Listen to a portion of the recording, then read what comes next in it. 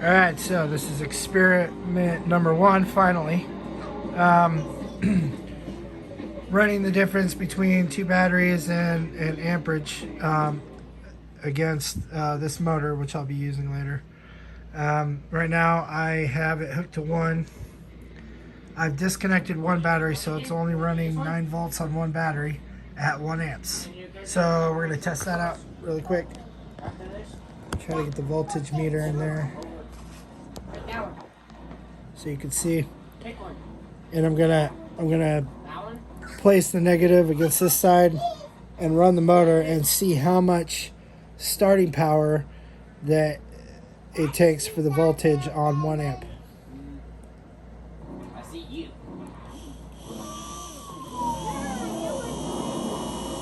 So as you can see, it went from 9 to a little above 5. And that's off of one battery, which is 1 amp. And on this one, I've reconnected the negative to the second battery back to the rig here.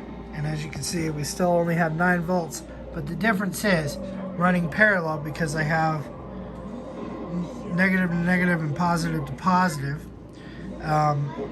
It runs the same volts, but it increases the amperage. So instead of 1 amp, it goes 2 amps. So I now have 9 volts, 2 amps. And we'll see how much starting power we have with 2 batteries versus 1 on 2 amps. Let me set this down here. You probably won't be able to see that. I need to connect this really quick.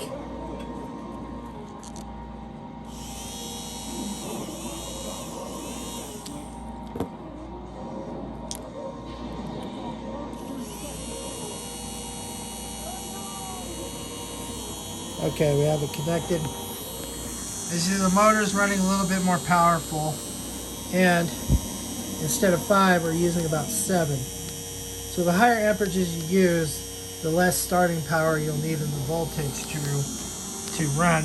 At the same time, you'll have to control how much amperage is being used so you don't put too much speed into the motor and the motor overheats.